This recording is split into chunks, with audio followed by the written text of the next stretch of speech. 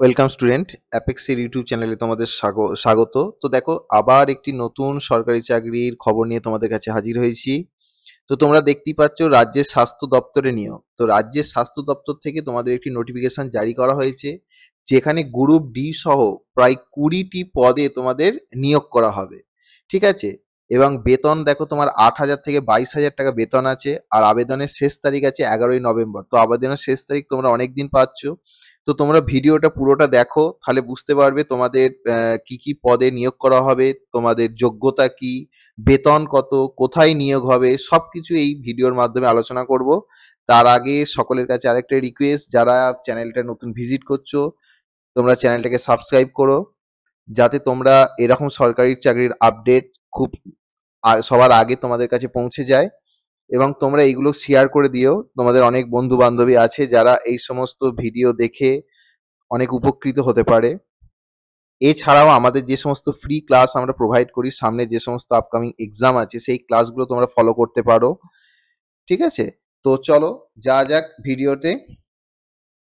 দেখো, দেখো, প্রথম পদের নাম হচ্ছে কি কুক কাম কেয়ারটেকার। কুক কাম কেয়ারটেকার প্রথম পদের নাম। এখানে শিক্ষাগত যোগ্যতা কি রাখা হয়েছে দেখো, বলছে এই পদে আবেদন জানানোর জন্য প্রার্থীকে ন্যূনতম উচ্চ মাধ্যমিক পাস করে থাকতে হবে। এছাড়া স্থানীয় ভাষায় সাবলীলভাবে কথাবার্তা বলার দক্ষতা রাখতে হবে। প্রার্থীকে অবশ্যই একজন মহিলা হতে হবে। তো এখানে দেখো একটা কন্ডিশন দিয়ে দিয়েছে কি না, প্রার্থীকে একজন অবশ্যই মহিলা হতে হবে, স্থানীয় ভাষায় সাবলীলভাবে কথা বলতে হবে, আর উচ্চ মাধ্যমিক পাস হতে হবে। পদটার নাম হচ্ছে কুক কুক কাম কেয়ারটেকার। তো এখানে দেখো তোমার মাসিক বেতন কত দেওয়া হবে না, এই পদে কর্মরত প্রার্থীকে প্রতি মাসে 8,000 টাকা করে বেতন দেয়া হবে। 8,000 টাকা করে বেতন দেয়া হবে। আর বয়স সীমা কি চেয়েছে না, আগ্রহ প্রার্থীরা ন্যূনতম 20 থেকে 40 বছর বয়সের মধ্যে আবেদন জানাতে পারবেন। সংরক্ষিত শ্রেণীর প্রার্থীরা সরকারি নিয়ম অনুযায়ী বয়সের ছাড়ও পাবেন। তো যারা জেনারেল ক্যাটাগরি, তোমরা 20 থেকে 40 বছরের মধ্যে সময় পাবে এই কুক কাম কেয়ারটেকার পদে অ্যাপ্লাই করার জন্য। নেক্সট দেখো কি পদ আছে, নেক্সট আছে ল্যাব টেকনিশিয়ান। তো ল্যাব টেকনিশিয়ানে তোমার নিয়োগ করা হচ্ছে। এখানে শিক্ষাগত যোগ্যতা কি চাওয়া হয়েছে দেখো, ল্যাব টেকনিশিয়ান পদে আবেদন করার জন্য আগ্রহী প্রার্থীদের বিজ্ঞান বিভাগে উচ্চ মাধ্যমিক উত্তীর্ণ হওয়ার পাশাপাশি diploma in medical laboratory technology বিষয়ে ডিগ্রি অর্জন করে থাকতে হবে। তো এখানে দেখো কি বলা হচ্ছে, ল্যাব টেকনিশিয়ান হতে গেলে তোমাকে সায়েন্স নিয়ে উচ্চ মাধ্যমিক পাস করতে হবে, তার সঙ্গে ডিপ্লোমা ইন মেডিকেল ল্যাবরেটরির উপরে ডিপ্লোমা করে থাকতে হবে, সেই সার্টিফিকেট ডিগ্রিটা তোমার থাকতে হবে। একই সঙ্গে প্রার্থীকে বেসিক কম্পিউটার অপারেটিং, অর্থাৎ আমরা যেটা কম্পিউটারের বেসিক পার্ট বলি, যেমন সিটা, যে বেসিক যে 6 মাসে কোর্সটা হয়, সেই কোর্সটার একটা সার্টিফিকেট এবং তার সম্পর্কে একটা ধারণা প্রার্থীকে রাখতে হবে। ঠিক আছে? এখানে দেখো বেতন কত দেওয়া হচ্ছে না, এই প্রার্থীকে প্রতি মাসে 22,000 টাকা বেতন দেওয়া হবে। তো দেখো, খুব ভালো একটা বেতন দেওয়া হচ্ছে, 22,000 টাকা বেতন দেওয়া হবে প্রার্থীকে। বয়স সীমা কত হয়েছে, সর্বোচ্চ 40 বছর। এখানেও তোমার 40 বছর পর্যন্ত রাখা হয়েছে এবং সংরক্ষিত শ্রেণীর জন্য বয়সের ছাড় উপলব্ধ থাকবে। নেক্সট পদের দেখো, এখানে অ্যাটেন্ডেন্ট। অ্যাটেন্ডেন্ট পদের জন্য কি যোগ্যতা কি চেয়েছে না, এই পদে আবেদন করার জন্য আগ্রহী প্রার্থীকে কেবলমাত্র উচ্চ মাধ্যমিক অথবা সমতুল্য যে কোনো পরীক্ষার উত্তীর্ণ হতে হবে। অর্থাৎ অ্যাটেন্ডেন্ট পদে আবেদন করার জন্য প্রার্থীকে উচ্চ মাধ্যমিক পাস হতে হবে। এছাড়া প্রার্থীকে স্থানীয় ভাষায় কথা বলার দক্ষতা রাখতে হবে। ঠিক আছে? এখানে তোমার বেতন কত দেওয়া হচ্ছে দেখো, এই পদে কর্মরত প্রার্থীকে প্রতি মাসে 5,000 টাকা করে বেতন দেওয়া হবে। আর বয়স সীমা এখানেও 20 থেকে 40 বছর তোমার বয়স চেয়েছে। আর এখানেও তোমার সংরক্ষিত শ্রেণীর প্রার্থীদের নিয়ম অনুযায়ী ছাড় দেওয়া হয়েছে। ঠিক আছে? তো নেক্সট দেখো, নেক্সট পদের নাম হচ্ছে এএনএম ওএসটিসি। তো এএনএম ওএসটিসির জন্য তোমার শিক্ষাগত যোগ্যতা কি লাগছে না, এই পদে আবেদন করার ক্ষেত্রে আগ্রহী প্রার্থীদের অবশ্যই এএনএম বা ডিপ্লোমা ইন নার্সিং অথবা ব্যাচেলর অফ সায়েন্স নার্সিং বিষয়ে ডিগ্রি অর্জন করে থাকতে হবে।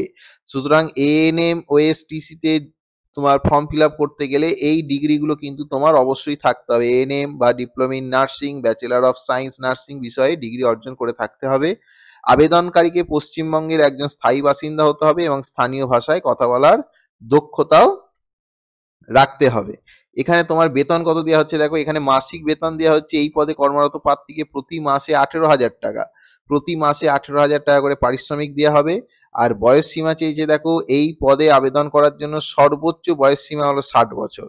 তো সর্বোচ্চ 60 বছর অবধি বয়সী প্রার্থী এখানে কিন্তু ফর্ম ফিল আপ করতে পারবে, ঠিক আছে। আচ্ছা, আবেদন পদ্ধতি এছাড়াও অনেক পদ আছে, তোমরা ফর্মটা ডাউনলোড করে দেখে নেবে, যেগুলো ইম্পর্টেন্ট সেগুলো আলোচনা করলাম। আবেদন পদ্ধতি কি বলা আছে দেখো, আবেদন করার জন্য আগ্রহী প্রার্থীদের অনলাইনের মাধ্যমে আবেদনে নথিভুক্ত করতে হবে, অর্থাৎ এখানে কোনো অফলাইন হবে না, সবটাই অনলাইন চলবে।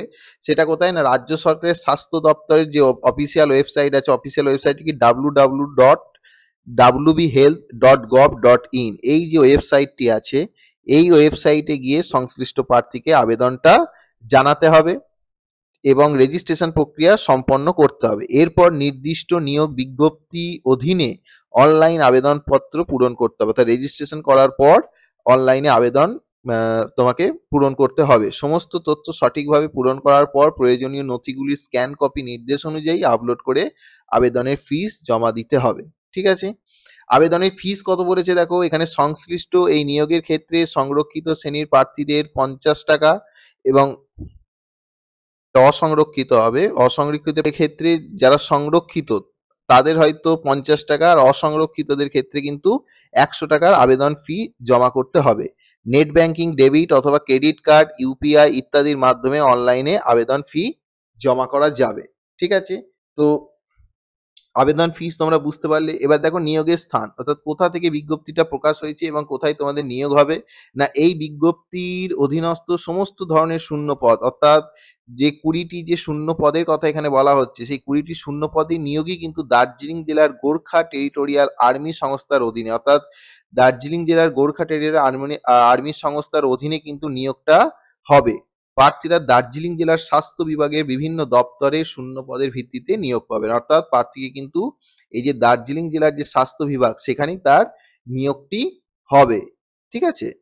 আর আবেদনের শেষ তারিখ দেখো, আবেদনের শেষ তারিখ বলা হয়েছে 1 অক্টোবর থেকে, শুরু হবে 1 অক্টোবর থেকে 11ই নভেম্বর। অনেক দিন তোমরা সুযোগ পাবে ফর্মটা ফিল আপ করার, এখানে আবেদন নথিভুক্ত করতে পারবেন, অর্থাৎ 1 অক্টোবর থেকে 11ই নভেম্বর পর্যন্ত অনলাইন পোর্টাল চালু থাকবে, এখানে গিয়ে তোমাদের আবেদন করতে হবে।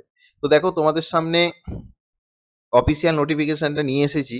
কি বলছে দেখো, government of West Bengal, department of health and family welfare, office of the chief medical officer of health, Darjeeling, এখান থেকে নোটিশটা জারি করা হয়েছে। নোটিশটি বেরিয়েছে দেখো 26/9/2024 তারিখে নোটিশটি কিন্তু বেরিয়েছে, ঠিক আছে।